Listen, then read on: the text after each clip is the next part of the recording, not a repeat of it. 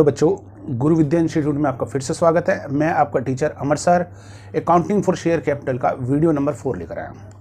बच्चों, इससे पहले मैंने 3 वीडियो बना चुका हूँ, जैसे आपको मालूम ही है। वीडियो नंबर 1 के अंदर मैंने आपको समझाया था बेसिक जर्नल एंट्री, उसके अंदर बेसिक जर्नल एंट्री के बारे में हमने बात करी थी। और वीडियो नंबर 2 के अंदर हमने देखा था कॉल्स इन एरियर, जब यानी कि जब कोई शेयर होल्डर कॉल के पैसे नहीं दे पाता तो उसकी जर्नल एंट्री कैसे करते हैं। और वीडियो नंबर 3 में हमने बात करी थी कंपनी बैलेंस शीट की, और कॉल्स इन एरियर उसके अंदर कैसे स्टैंड करता है, उसे कहाँ पे दिखाते हैं। आज बात करेंगे कॉल्स इन एडवांस के बारे में। जब कोई शेयर होल्डर एडवांस में पैसा दे देता है, यानी कि हमने उससे एप्लीकेशन मनी मांगी और उसने एप्लीकेशन मनी के साथ अलॉटमेंट भी दे दिया, या कॉल भी दे दी, या फाइनल कॉल भी दे दी। हमने कंपनी ने उससे पैसा नहीं मांगा, लेकिन ये सब चीज़ें उसको ने एडवांस में दे दी, एप्लीकेशन मनी के साथ ही दे दी।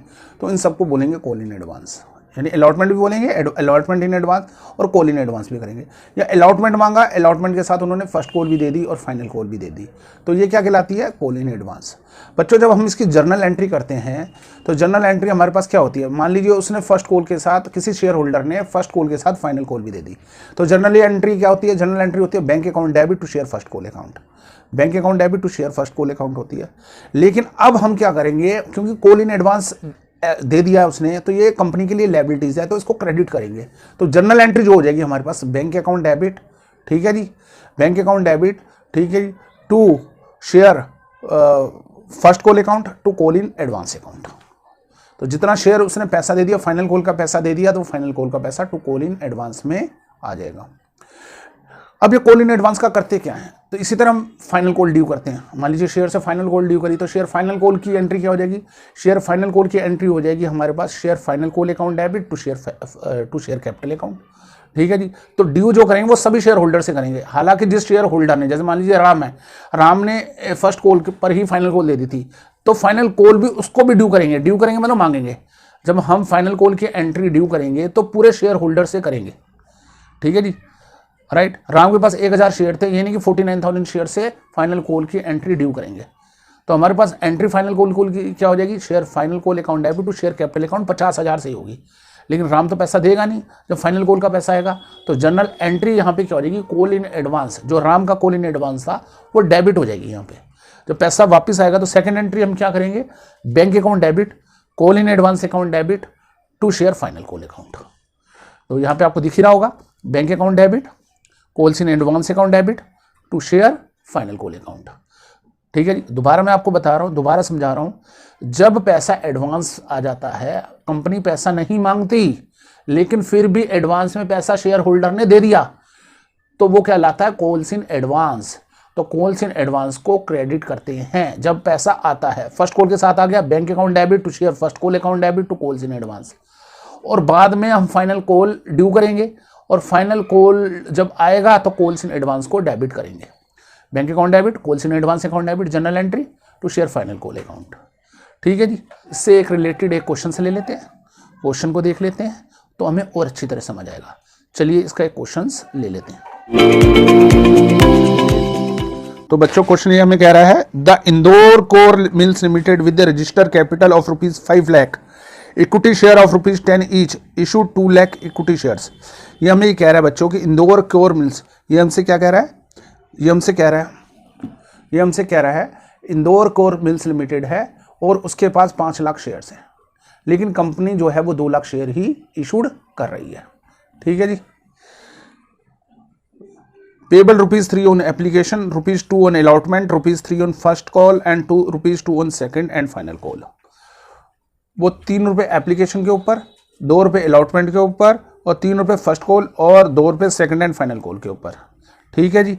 यानी कि ₹3 एप्लीकेशन के ऊपर मांग रही है, ₹2 अलॉटमेंट के ऊपर मांग रही है, ₹3 फर्स्ट कॉल पे और ₹2 सेकंड एंड फाइनल कॉल पे मांग रही है। The company duly received the amount due on allotment, company को अलॉटमेंट का पैसा पूरी तरीके से ड्यू करती है वो, और मिलता है द कंपनी, और उसको मिल जाता है। कंपनी अलॉटमेंट का पैसा पूरी तरीके से मांगती है और उसको वो पैसा मिल जाता है, ठीक है जी। 1 share holder holding 6,000 equity share पे second and final call along with the first call. एक शेयर होल्डर जिसके पास 6,000 इक्विटी शेयर थे, उसने क्या करा, फर्स्ट कॉल के साथ ही फाइनल कॉल पेड कर दिया। ये कह रहा है क्वेश्चन हमें। ठीक है जी। While 5 shareholder with the total holding of 10,000 equity share did not pay the first call on their equity share, जबकि 5 शेयर होल्डर उनके पास टोटल 10,000 इक्विटी शेयर थे, उन्होंने क्या करा, उन्होंने फर्स्ट कॉल नहीं दी। जबकि 5 शेयर होल्डर थे, उनके पास 10,000 शेयर थे और उन्होंने फाइनल कॉल नहीं दी। तो इस क्वेश्चन के अंदर बच्चों कॉल्स इन एडवांस भी है और कॉल्स इन एरियर भी है, यानी कि दोनों चीजें हैं। भाई एक शेयर होल्डर है, उसने क्या करा, उसने फर्स्ट कॉल के साथ ही second and final call paid कर दी, ठीक है ना, उसने तो कोई समस्या नहीं करी। जबकि कुछ 5 शेयर होल्डर थे जिनके पास 10,000 इक्विटी शेयर थे, ठीक है जी, उन्होंने क्या करा, उन्होंने फाइनल कॉल नहीं पेड करी, डिड नॉट पे द फाइनल कॉल पेड नहीं करी। ठीक है जी। तो यहाँ पे दोनों, ये इस केस में यहाँ पे दोनों जो केस हैं, कॉल्स इन एरर भी है और कॉल्स इन एडवांस भी है। The company did not make the final call, और कंपनी ने फाइनल कॉल अभी तक मांगी नहीं है। पास journal entry record the transaction. इस क्वेश्चन में बच्चों हमें फाइनल कॉल नहीं मांगी, तो फाइनल कॉल की जर्नल एंट्री तो नहीं होगी, पहली बात। ठीक है जी। क्वेश्चन जो है एप्लीकेशन मांगी है, अलॉटमेंट मांगा है, फर्स्ट कॉल मांगा है और सेकंड कॉल मांगा है, तो फाइनल कॉल की जनरल एंट्री नहीं करेंगे। हालांकि फाइनल कॉल तक का एडवांस पैसा आ चुका है। इस क्वेश्चन को हम सेकंड तक करेंगे, सेकंड कॉल तक करेंगे। चलिए इसका सोल्यूशन भी करते हैं। बच्चों जैसे आपको पता ही है कि टोटल इक्विटी शेयर 2 लाख रुपए थे, और 2 लाख को अगर 3 से मल्टीप्लाई करेंगे तो 6 लाख रुपए आएंगे। तो पहले एंट्री एप्लीकेशन का पैसा आने की एंट्री होगी। तो पहले एंट्री क्या हो जाएगी, bank account debit to equity share application account, 6 lakh रुपए 6 लाख रुपए। 2 लाख को 3 से मल्टीप्लाई करेंगे तो 6 लाख रुपए आएंगे। तो पहली एंट्री एप्लीकेशन पैसा आने की एंट्री। दूसरी एंट्री क्या होती है कि ये पैसे को हम शेयर कैपिटल में डालते हैं, तो दूसरी एंट्री हो जाएगी equity share application account debit to equity share capital account, 6 lakh रुपए। पहली एंट्री एप्लीकेशन का पैसा आने की होती है। 2 लाख इक्विटी शेयर थे, 3 रुपए से मल्टीप्लाई करा तो 6 लाख रुपए आए, और फिर ये 6 लाख रुपए को हमने कैपिटल में डाल दिया। ये बेसिक जनरल एंट्री है बेटे। अगर जिस बच्चे को नहीं आती तो मेरा कंपनी का वीडियो नंबर 1 जरूर देखें, ठीक है जी, उसको समझ आ जाएगी। ठीक है जी। पहला एप्लीकेशन की एंट्री होगी, फिर उसके बाद अलॉटमेंट की एंट्री होगी। अलॉटमेंट हमारे पास कितना था भाई, 2 लाख, और उसके ऊपर एक शेयर के ऊपर 2 रुपये मांग रहे थे। 2 लाख शेयर के ऊपर 2 रुपये मांग रहे थे, यानी कि 2 लाख को 2 से मल्टीप्लाई करेंगे 4 लाख। एंट्री क्या हो जाएगी, equity share allotment account debit to equity share capital account. Allotment को ड्यू करने की entry equity share allotment account debit to equity share capital account, 4 lakh रुपए। अलॉटमेंट में भी कोई गड़बड़ नहीं हुई, पूरा पैसा आ जाएगा। Bank account debit to equity share capital नहीं है बेटे, यहाँ पे अलॉटमेंट आएगा। तो 4 लाख रुपए आ गए, यहाँ पे भी 4 लाख आ गए, ट्रांसफर हो जाएंगे, कैपिटल का पैसा आ गया। ठीक है जी। दोबारा बता देता हूँ, अलॉटमेंट को ड्यू करा, equity share allotment account debit to equity share capital account, फिर पैसा आ गया bank account debit to equity share allotment account. Main समस्या में फर्स्ट कॉल थी, लेकिन फर्स्ट कॉल में भी हम पूरी ड्यू करेंगे एंट्री। ठीक है जी। तो चलिए फर्स्ट कॉल की ओर चलते हैं। तो हमारे पास हमने फर्स्ट कॉल मांगी थी। फर्स्ट कॉल 3 रुपये मांग रहे थे, 2 लाख इक्विटी शेयर थे, 3 रुपये मांग रहे थे। 2 लाख को 3 से मल्टीप्लाई करेंगे तो 6 लाख रुपए आएगा। कितना आएगा, 6 लाख रुपए। जनरल एंट्री हो जाएगी हमारे पास equity share first call account debit to equity share capital account, equity share first call account debit to equity share capital account, 6 lakh रुपए और 6 लाख रुपए। इक्विटी शेयर फर्स्ट कॉल की एंट्री हो जाएगी, ठीक है ना, equity share first call account debit to equity share capital account. लेकिन यहाँ पर क्या हुआ था कि 2 लाख शेयर होल्डर थे। 2 लाख शेयर होल्डर में से 10,000, क्वेश्चन में आपने पढ़ा ही होगा और बताया था मैंने कि 10,000 5 शेयर होल्डर थे जिनके पास 10,000 शेयर थे। उन्होंने क्या करा कि कॉल पे पैसा नहीं दिया, फर्स्ट कॉल पे पैसा नहीं दिया। तो बच्चे कितने, 1,90,000। तो 1,90,000 को अगर हम 3 से मल्टीप्लाई करेंगे तो 5,70,000 आता है।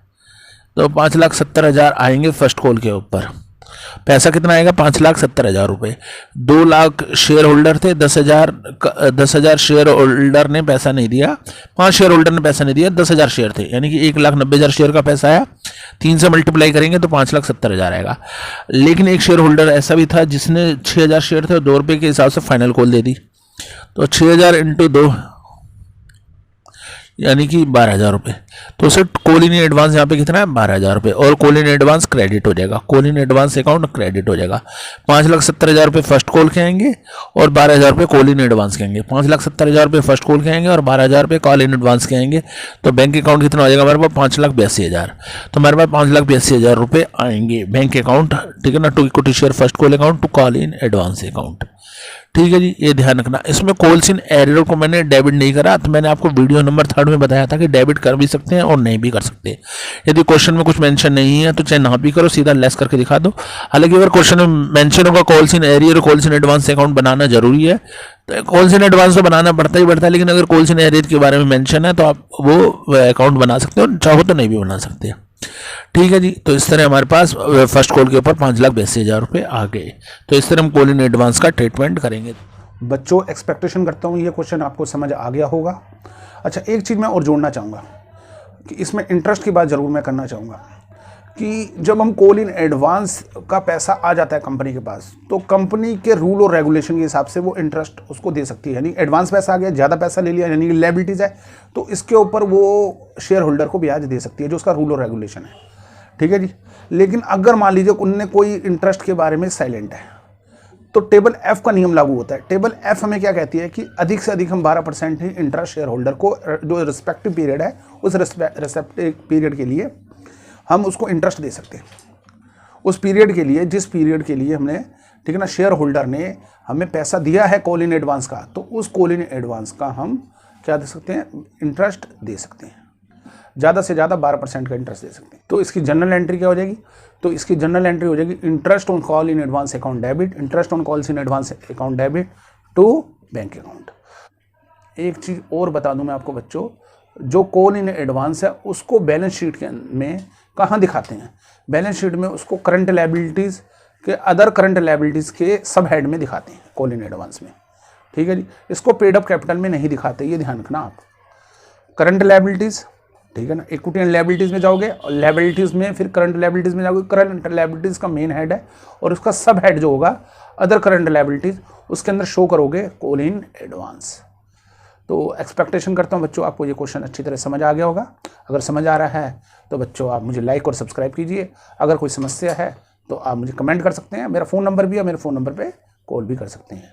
तो थैंक यू वेरी मच। जय हिंद।